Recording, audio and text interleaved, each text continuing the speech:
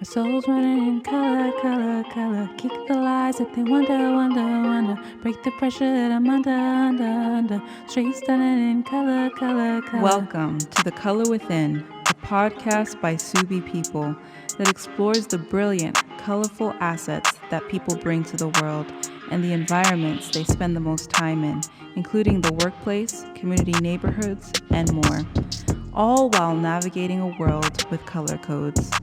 I'm Lydia, your host, and join us in this episode where we talk with DeAnna, who is a lover of animals and works at a Fortune 500 company. We'll explore the color she holds within and how to navigate the notion of white privilege in the workplace. Join us. Welcome, DeAnna. Thank you, Lydia. Thank you. Nice to be here. Yes. So tell us more about where you're from and more about your ethnic heritage. Okay. Well, I'm originally from Chicago, Illinois, and I always lived in America. I was born here. Mm-hmm. Yeah, that's pretty much it. I've always been here. I speak English. I don't know any other languages, and my culture's always been here. So awesome. Mm-hmm. And what positive qualities do people say that you have? I guess a reoccurring thing that I've heard through my life is that people think that I'm pretty easygoing, that I set them at ease, that I make them feel comfortable and calm. That's awesome. And what do people pay you to do? Well, currently I'm paid to be a receptionist. Mm-hmm. So that's pretty self-explanatory. I receive people. And also I have my aesthetics license. So I also do some skincare services on the side, my own business. Awesome. And have you, actually, if you could tell me a little bit more about what you're passionate about. Okay. Well, first off, I really love animals. I know you know that. You said that in the beginning. So yes, I really love, especially dogs and kitties, but I do love all animals and just nature, just being outside, and I love fashion. That's awesome. So, yeah. And can you tell me any time where you felt like somebody saw you in the workplace and really saw your talent, everything that you're bringing to the table, and just wanted to see you grow? Okay. Well, I would say when I was working at a spa in the aesthetics field, I had some really positive remarks from different clients saying that they felt that I was really invested in what I was doing, and that they felt very cared for, mm-hmm. and that they could just relax, which was great, because that was initially why I got into it. And then also I was doing dog walking and dog sitting, and people, they could just tell right off the bat that I loved the animals, and that's wonderful. Yeah, and that just put them at ease for me to take care of their pet, so that worked out. Yeah. That's awesome. Yeah. And, when we're talking about the workplace, it's another sphere of our lives, and a lot of times we spend most of our time at work, Mm-hmm. And it's important to be in an environment where we're comfortable, where we feel like we can grow. And with everything that's been going on in the world right now, with a lot of the protesting and just a lot of the conversation that's going on, I wanted to ask you, at your workplace or any other workplace in the past, have you ever experienced inequality, like firsthand, or perhaps witnessed another person at work experiencing inequality? Okay. I feel that I've experienced it. Mm-hmm. A particular situation would be when I first got into the workplace, and I was younger, I was, in my 20s, Okay. my early 20s, I felt very disrespected, and I think it was tied to my age, being talked down to, being yelled at. Really? Oh yeah, oh yeah. Wow. And I wasn't seeing that happen with other people, at the Right. at the job that I was at. So the only thing I can think of is that they felt that they could get away with that because of my age. Okay. Okay. So that was my personal situation. As far as witnessing someone else, I would say yes, I've seen that too. I worked with a gentleman who, I'm not sure what his disability was, but it was definitely maybe Asperger's or something like that. I mean, I can't diagnose someone, but he definitely had kind of a delay with some things, and it was hard for him to learn, and he would talk really fast, and he would have lots of questions for everything. Okay. And I felt like they weren't always very accommodating with him, and they were very impatient and would shut him down pretty quick. Even be somewhat hurtful in how they would respond. So I would witness that, and I think that came from impatience, but it wasn't right. Yes, definitely. It's so important to be inclusive for everybody at work. As you bring up that example, it makes me think of when I worked in Oregon. I met this gentleman. He was blind, and he had the walking stick. And I would see him every day, and it was just amazing how he navigated through all the spaces, and he was so inspiring. And I just had to meet him, so I ended up reaching out to him, and we became friends. And we would walk from the shuttle that would drop us off to the workplace, and he told me the story of how he got this disability. Like, he was actually a rock climber, and he was actually ice climbing. So he got to a point where he was on the cliff, and there was an icicle that came down and hit him here in the temple. Wow. Yeah, and that took away his eyesight. But he was this brilliant person. He had 2 engineering degrees. He was inventing things, and he had a workplace, and I got to see his workplace, and everything was set up so that he could use screen readers and just be able to do his work. And thankfully, he was in a place where they really accommodated, his situation with not being able to see, and he was able to grow and thrive. And yeah, so it's so important to provide that environment there. And have you experienced anything because of your ethnic heritage, or seen anybody experience inequality because of their ethnic heritage? Yes, actually, I would say, I had a boyfriend when I was younger who was Korean, and I remember there was a handful of times that we would be out walking around, and people would sometimes shout out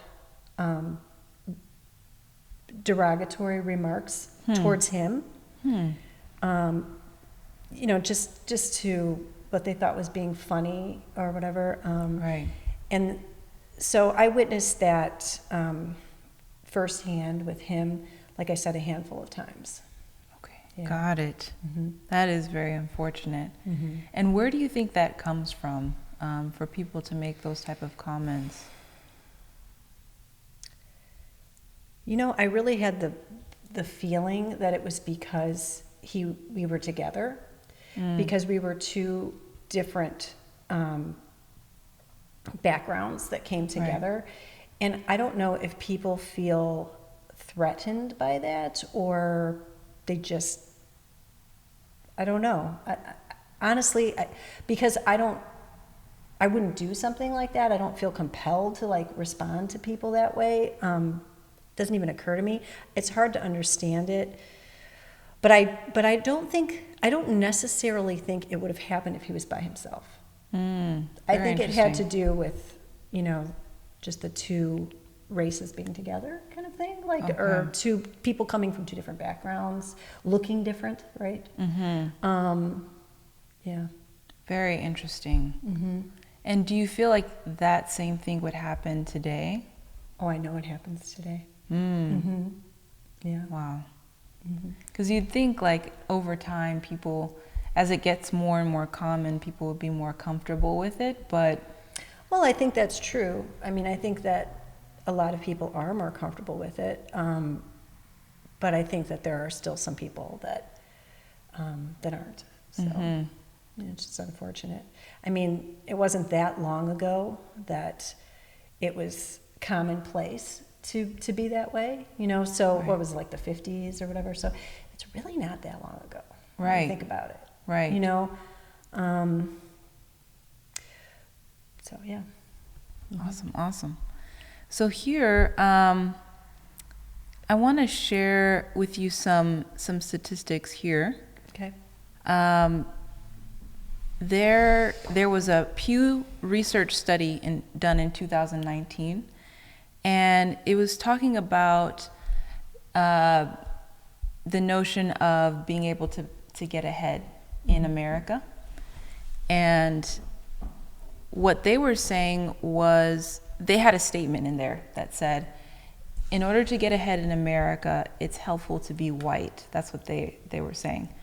So they surveyed different people with different backgrounds, and they were saying that 59% of all adults believe that statement to be true. 50%? Yeah, 59%. 59%? Yes, of all adults. Wow. That was 56% of whites, 69% of blacks, 61% of Hispanic, and 73% of Asian. So I just want to get your thoughts on that notion. Do you agree with it? What are your thoughts on it? I mean, it kind of brings me back to the thought of like white privilege, right? It sounds like it's connecting to that, which I really don't appreciate that comment. I actually feel like that's reversed racism, to be honest with you. It makes me very uncomfortable. So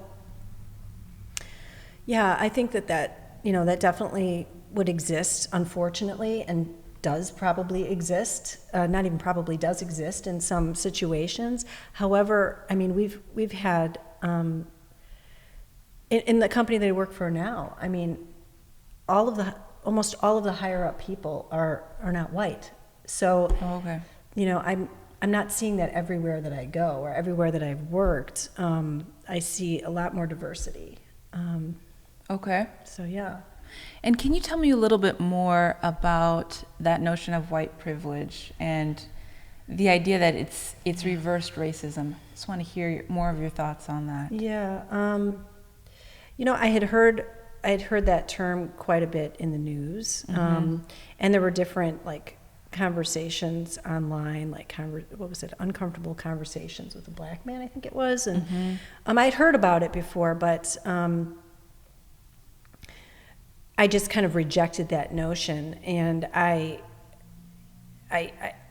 just wouldn't watch that kind of talk. I just didn't appreciate that, and I didn't want to hear that because I felt extremely isolated and like offended by that and uncomfortable because I just didn't. It seemed so wrong and hurtful. But then at my own workplace with the trainings and everything going on in the world, and they started having these conversations and picking up those programs from the television that were so popular, such as the one that I mentioned, and showing that, having us watch that. And I looked around the room, and there was only two Caucasian people there, and we both looked at each other like, oh my gosh, like, seriously? Like, why are we sitting here being subjected to this talk, you know? I'm not saying there weren't any good points, because there were some good points, but it was very isolating, and it was very uncomfortable, because it was also talking about our whiteness being used as a weapon. So it's just like saying my skin color, just walking around, is a weapon. And that was just horrible, Used as a weapon, like, what was the context for that? It seemed like it was just being white. You can use that at any time to wield power, or get what you want or whatever. And I've never felt like that. And I think that's so horrible. I mean, how could you I just don't see how anybody could not see that as an incredibly racist remark. So. And this was at work. This was you at were work. Able to see those videos. And to your point about it being reverse racism, I think of Dr. King's I Have a Dream speech. And he said,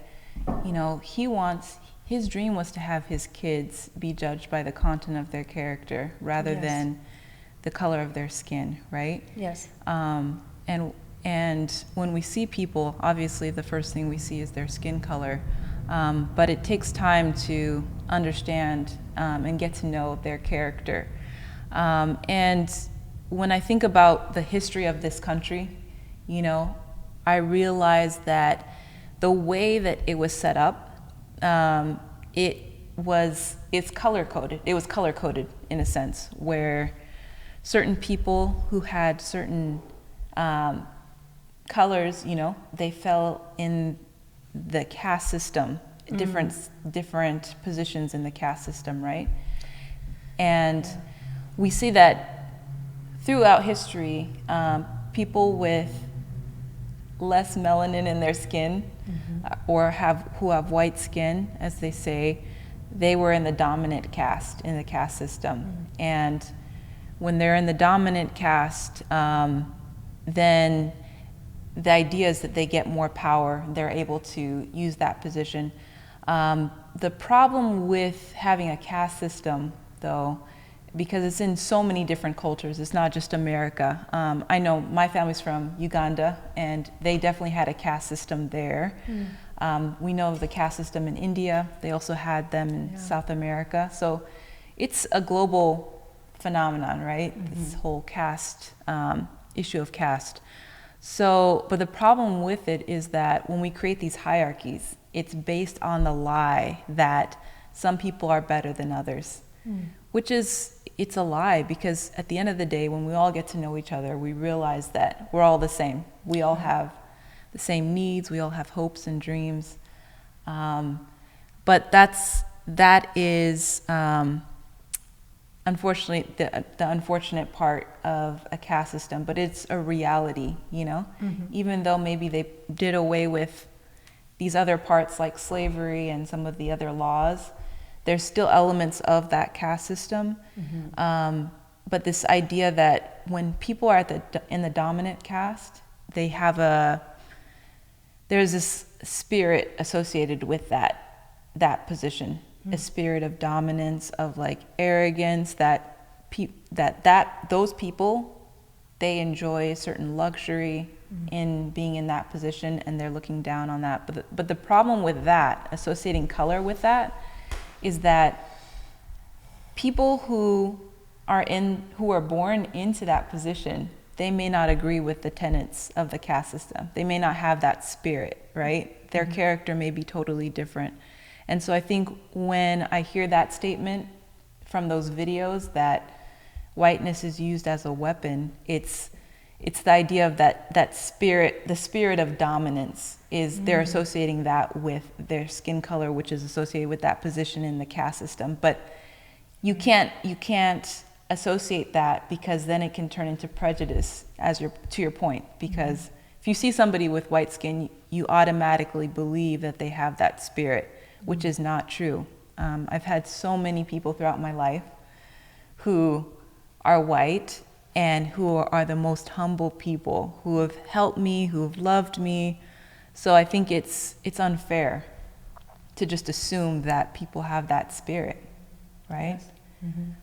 So I'd love to hear more of your thoughts, and how can we balance your view? Like, what would you have preferred to hear in that setting at work? I'm not really sure. I've never thought about that. I guess I felt initially like this is not the place for this. I mean, the world had all this, it still does, has all this craziness happening, and a lot of political stuff is tied into a lot of this. And I felt like the workplace was not the place to start regurgitating all of these like sayings, and I just felt like it was kind of being forced fed.